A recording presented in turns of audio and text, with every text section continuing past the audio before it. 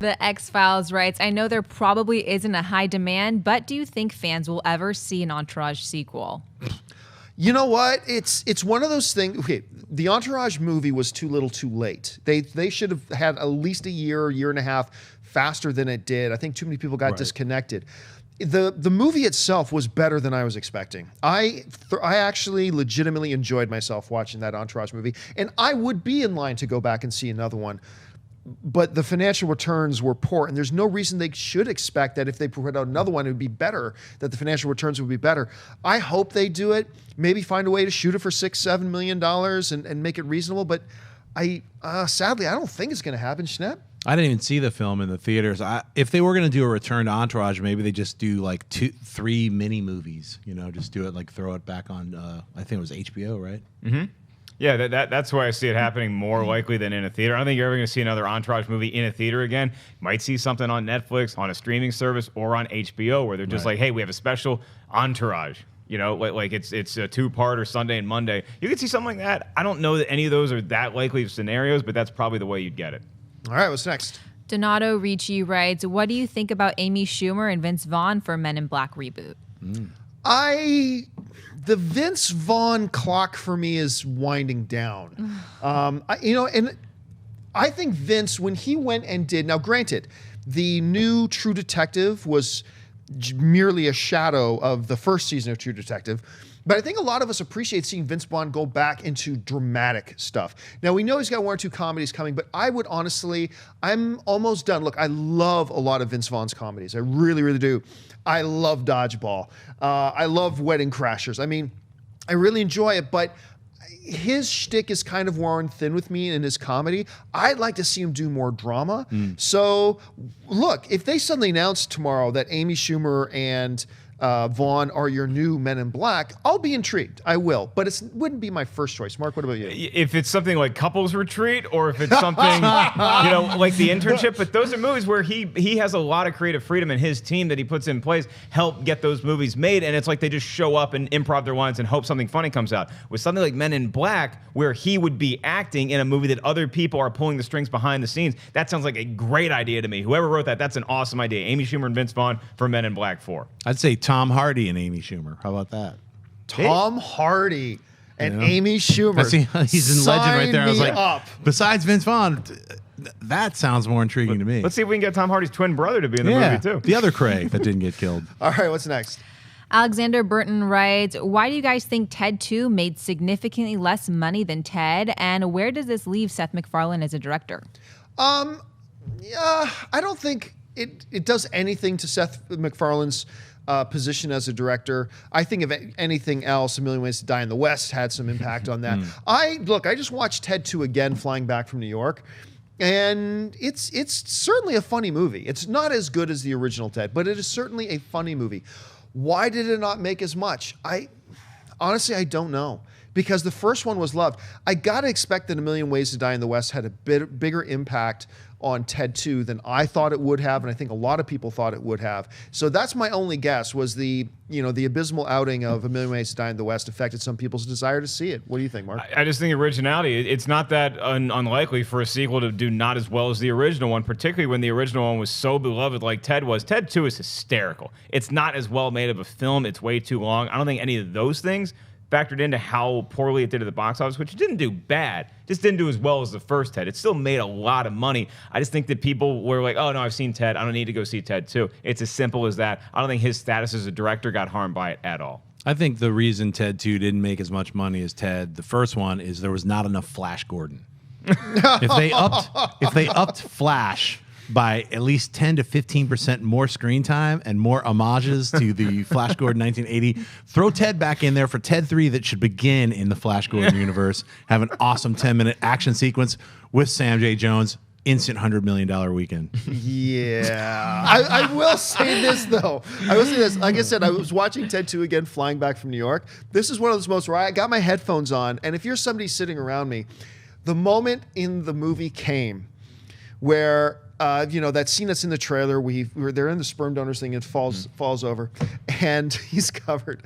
And Ted says, You're covered in rejected black guy jizz. You'll look like a Kardashian. I started, like, I'm sitting there all quiet on the plane. There's some guy sitting there with his headphones on, all quiet. That's me. And then all of a sudden, and I start, like, just laughing my head off.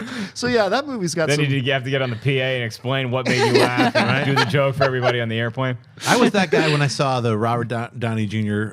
Zach Galifianakis. I think it was called Due Date. I saw that on a plane and was like laughing uncontrollably. Like, I'm sure I irritated a lot of people. This was me when I was watching Vacation.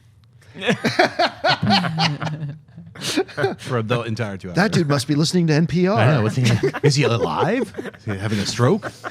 All right, what's next? Dan Del Giorno writes, what do you think Marvel is more likely to do? Recast Robert Downey Jr. as Tony Stark or kill off Iron Man? Oh, they're more likely to recast it, I think. Iron Man is they have no plans of getting rid of Iron Man. He's still the number one money-making character in this cinematic universe. And Robert Downey Jr. has a big thing to do with that, but you can recast. You really can. Even though we all want to see Robert Downey Jr. running the character as long as he can. But yeah, I would say it is more likely that they would replace Robert Downey Jr. than it would be that they would kill off the character of Tony Stark or Iron Man. Mark, what do you think? Depends on what their plans are after Infinity War. We don't know a lot about what they want their slate to look like after that. They're planning on making more money. If they're That's planning an important part of their plan. Phase 4, more money. So that's going to limit the amount of Flash Gordon content they have come on. in Avengers Infinity War. But I think there's a chance that he does get killed off and then they just try to reboot the entire... I mean, look, 10, 20 years down the line, they might just try to reboot the Avengers altogether and say those movies were great. Like, look what they did with Batman. Like, we just had a great Batman trilogy with 2.5 good movies. And then they're just, now we have a new Batman. So it can happen quicker than you think. They might kill off this version of Tony Stark, then when they reboot it, have a new one. But I think we'll all agree, though, you do not touch the Fantastic Four cast, right? You do not touch that. No, don't touch that. That should be like 2, 3, 4, 5. They should just shoot like 6 of them all in a row. You know what? I love Robert Downey Jr. and I like that he makes so much money to play Iron Man. I think that's great. And I would like him to do Iron Man 4, 5, and 6 without complaining. Just take the $500 million that they're going to pay you to shoot all those movies and then reboot the entire, because that'll be like 10 years from now. Yeah. So I mean, at I some think point that would be cool. Things don't always work out in the cool way that you'd want them to. So maybe he's going to die in Civil War. Maybe he's going to die in Infinity War. Who knows? But if they do kill him, then Iron Man 4, 5, and 6, I think they just won't call them those numbers like they're doing with, Captain America Civil War. It'll be called Iron Man, the new guy or whatever. It would never call Iron it Man, Dawn of Steel. Yeah. New kid, Iron Kid. What's scary is that so many people would be up for actually kidnapping Robert Downey Jr. and forcing him to film like 10 more Iron Man movies and not letting him out until he's done shooting. Then we get that many more Iron Man movies. All right, let's take 2 more. All right, David N. Sabolano writes, favorite Meryl Streep performance? Sophie's Choice. If you have, and I know a lot of you guys haven't seen Sophie's Choice, see Sophie's Choice. It's to me, it's my favorite performance she's done. This whole question is a Sophie's Choice. It really there's is. So many Yeah. great There's a lot. performances. Just the one that sticks out in my head is not the best movie she's ever been in, but she might not even been nominated. I can't remember if she got nominated or not for August Osage County. She's just so good. It's a transformation where you just believe you're watching this old woman who's just so nasty, but there's something deep in there that no other actress could have showed us. That was the genius of Meryl Streep. What was that? Death Becomes Her? Is that the one where With Bruce Willis in an unrecognizable role, Goldie Hawn, shotgun holes. Yeah, I really like that. And what's the one with the meltdown, the China Syndrome? China Syndrome, yeah. Yeah, I really liked her in that. I mean, there's so many movies that she was in. I was just like, I loved her in Sophie's Choice. I mean, she's just an incredible actress.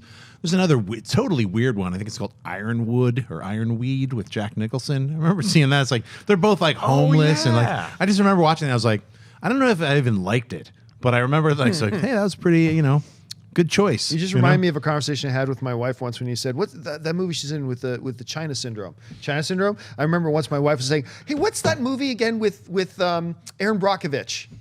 Aaron Brockovich. Yes, That's right. That's Yes, the that one. You know what That's else? the one. Look, not a lot of people talk about her role in this one, but a few years ago, maybe 4 or 5 years ago, she was in this little film that very few people saw with Amy Adams called Julie and Julia, where she played Julia Childs, and she like crushed it. Oh my God, that's the one that I just. She played Margaret Thatcher. Oh, the Iron Lady. Iron That Lady, one, yeah. I didn't even know it was her. I was watching it for the first like 45 minutes. I was like, I don't know who's playing this. And Holly, my girlfriend, she was like, it's Meryl Streep. She's like super mad at me. And then she's got a movie coming out next year with Robert Downey Jr. called Iron Lady Man. It's going to be, keep your eye Meryl open. Streep should be the new Iron Man. Damn right. That would be the amazing casting. All right, last question of the All day. right. Evan Bistrom writes, final fight, The Raid or The Raid 2? I personally love the kitchen fight better. Raid 2. Yeah, Raid 2, without a doubt. I mean, I love Raid 1. The action in that movie is insane.